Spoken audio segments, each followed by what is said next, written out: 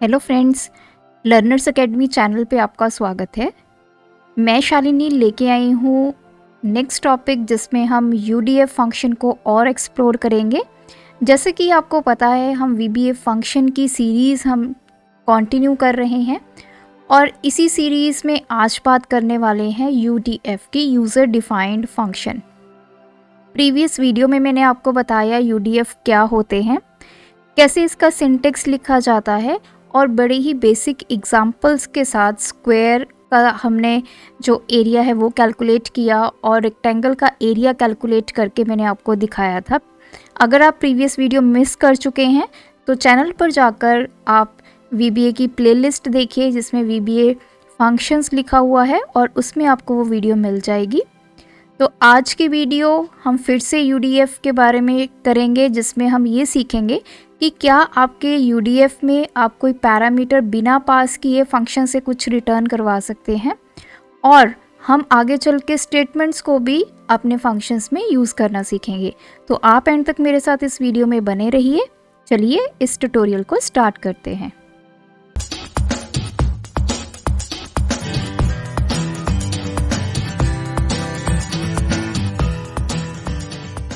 Code लिखने के लिए हमें जाना होगा डेवलपर टैब में और यहाँ पे मैं सिलेक्ट करूँगी विजुअल बेसिक और इंसर्ट कर लेते हैं एक मॉड्यूल।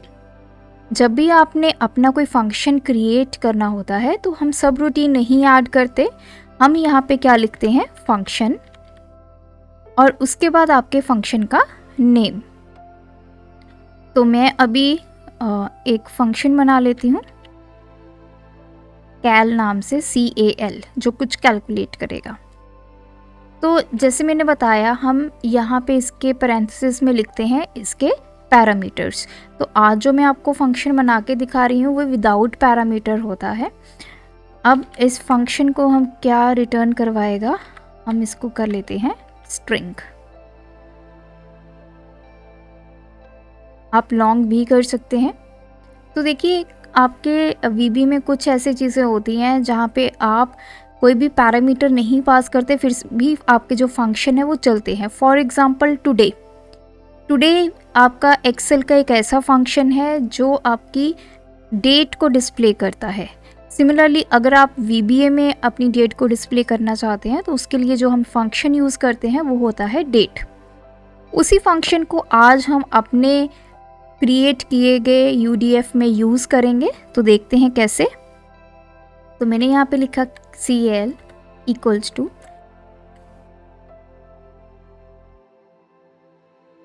मैंने यहाँ पे लिखा टुडे इज एंड और यहाँ पे हमने फंक्शन यूज़ किया डेट। तो डेट आपका इनबिल्ट फंक्शन है, उसके लिए आपको कोई बॉडी कुछ भी डिक्लेयर करने की ज़रूरत नहीं है, उसको आप एज सच यूज़ कर सकते हैं। तो इतना मैंने लिखा और अब मैं देखती हूँ यहाँ पे मैंने अपना फंक्शन बनाया था CAL और इसको मैं एग्जीक्यूट करके देखती हूँ और मैंने एंटर किया तो देख सकते हैं यहाँ पे आ गया है टुडे इज़ 4/2/2023। आज की जो डेट है वो भी डिस्प्ले हो चुकी है। अगर आप टेक्स्ट और स्टेट में कुछ गैप देना चाहते हैं तो यहाँ पे कोड में आप स्पेस दे सकते हैं। तो ये तो बात थी कि जब आपने कोई पैरामीटर पास नहीं किया। अब बात आती है ऐसे फंक्शन की जिसके अंदर आप कोई कंडीशन देंगे। देखिए जब भी कोई कंडीशन की बात आती है, अगर आपने मेरे वीबीए की प्लेलिस्ट देखी होंगी तो मैंने आपको बहुत सारी ऐसी कंडीशंस यूज़ करना सिखाई जिसमें हमने इफ़ यूज़ किया। इफ़ के अंदर भी हमने बहुत सारे डिफरेंट केसेस को डिस्कस किया था। तो वो भी आप अपने फंक्शन में लगा सकते हैं, चाहे लूप्स हों चाहे कलेक्शन लूप्स हों, किसी भी तरह की चीज़ आप अपने फंक्शन में यूज़ कर सकते हैं।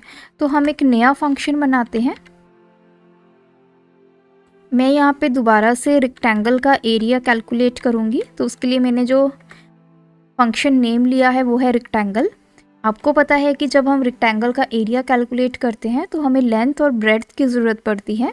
तो यहाँ पे मैं दो पैरामीटर ले लेती हूँ, एक L और एक B। पैरामीटर्स मेरे लिखे जा चुके हैं। उसके बाद मैं यहाँ पे जो मेरा फंक्शन रिटर्न करेगा वो लिखूँगी एज लॉन्ग। तो यहाँ पे देखिए नॉर्मली मैंने कल क्या किया था, मैंने लिखा था rectangle equals to L into B. अब हम L और B की वैल्यू ले लेते हैं। सपोज कीजिए ये मेरी वैल्यू एक 5 है और दूसरी वैल्यू है 4। यहाँ पे मुझे एरिया कैलकुलेट करना है तो मैं लिखूँगी इक्वल टू और मैं अपने फंक्शन का नाम लिखूँगी रेक्टेंगल, और मेरा फंक्शन जो है वो 2 पैरामीटर्स लेगा, एक L के लिए और एक B के लिए। दोनों पैरामीटर्स मेरे जा चुके हैं, मैंने एंटर किया तो वैल्यू आ गई है 20। तो बिल्कुल सही, आपका फंक्शन बिल्कुल सही काम कर रहा है।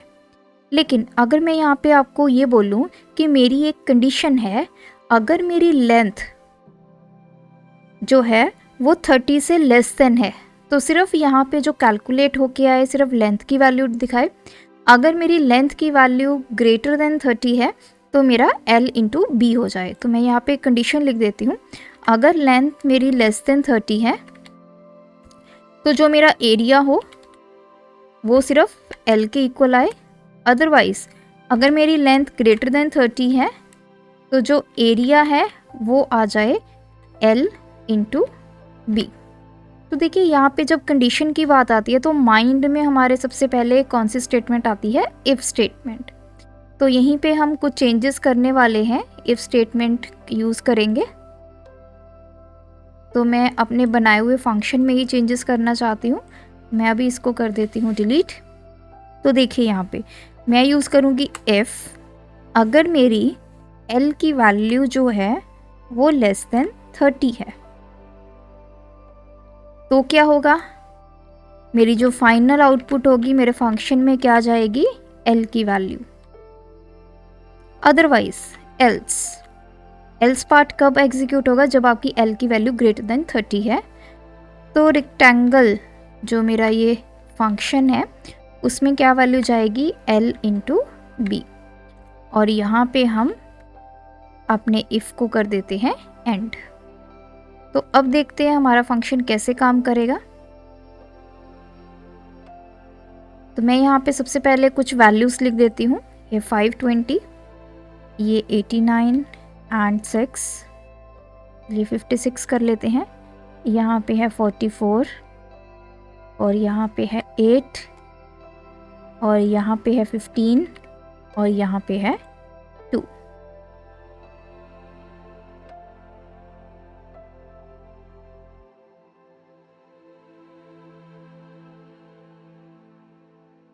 तो चलिए देखते हैं ये वैल्यूज़ कैसे कैलकुलेट होंगी। तो मैं यहाँ पे अपना फंक्शन यूज़ करूँगी रेक्टेंगल, और यहाँ पे हमें देना होंगे 2 पैरामीटर्स।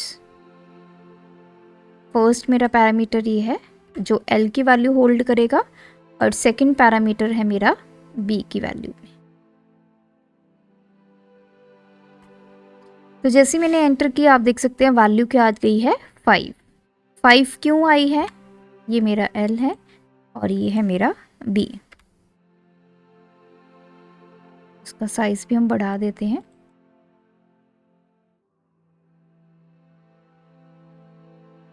ये 5 वैल्यू मुझे क्यों मिली है, क्योंकि मैंने यहाँ पे लिखा था अगर मेरी L की वैल्यू लेस देन 30 है तो जो एरिया कैलकुलेट होके आएगा that will be equal to L। अगर L की वैल्यू ग्रेटर देन 30 है तो एरिया जो कैलकुलेट होके आए L इंटू बी। तो देखिए अब नेक्स्ट टाइम क्या मुझे फिर से यहाँ पे वही इसी तरह लिखना होगा इक्वल टू रेक्टेंगल। हर बार जब मुझे एक फंक्शन की वैल्यू कैलकुलेट करनी होगी जो मेरे द्वारा बनाया गया है, क्या मुझे हर बार वो फंक्शन लिखना पड़ेगा, नहीं।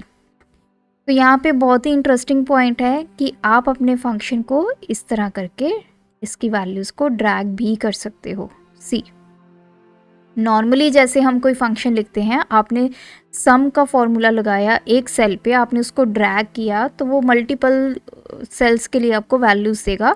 सिमिलरली जो यूडीएफ होता है, यूज़र डिफाइंड फंक्शन होता है, उसकी वैल्यू को भी अगर आप नीचे लेके जाओगे तो वो भी आपको मल्टीपल सेल्स के लिए वैल्यू देगा। तो देखिए जैसे मैंने यहाँ पे किया तो इसने ऑटोमेटिकली ये यहाँ पर आकर आपका cell B10 and cell C10 की वैल्यू ले लेगा। तो अब हम फाइनल आउटपुट को देखते हैं। यहाँ पे मेरी L की वैल्यू 30 से कम है, तो एरिया क्या आ गया, L के इक्वल ही आ गया। यहाँ L की वैल्यू 89 है, तो 89 और 56 आपस में मल्टीप्लाई हुए और ये रिजल्ट आ गया। अगेन 44 30 से बड़ा है, L इंटू B कैलकुलेट हुआ और लास्ट वैल्यू मेरी है 15 वैल्यू जो है वो मेरी इससे लेस देन 30 है। तो लेस देन 30 के लिए हमारे पास क्या है कि हमने जो L की वैल्यू है उसी को एरिया दिखाना है, तो 15 वैल्यू आ गई है। तो इस तरह से यूज़र डिफाइंड फंक्शंस में आप कोई बिना पैरामीटर दिए भी वैल्यू ले सकते हैं, प्लस अगर आप उसमें कोई भी कंडीशन देना चाहते हैं तो कंडीशन भी रन होगी और यूज़र डिफाइंड फंक्शंस को आप वैसे ही ड्रैग करके वैल्यूज़ ले सकते हैं जैसे कि एक नॉर्मल एक्सेल के फंक्शन से ली जा सकती हैं। तो आज की वीडियो में हमने ये 3 पॉइंट सीखे रिगार्डिंग UDF। इसी तरह से अपनी नॉलेज को एनहांस करते रहेंगे वीडियो बाय वीडियो। तो आप अगर पहली बार चैनल पर आए हैं तो चैनल पर आपको माइक्रोसॉफ्ट ऑफिस के सभी टूल्स की वीडियोस मिलेंगी, वो भी एक प्रॉपर सीक्वेंस में। आप यहाँ आकर अपने लर्निंग प्रोसेस को एनहांस कर सकते हैं। Thanks for watching this video, keep supporting us.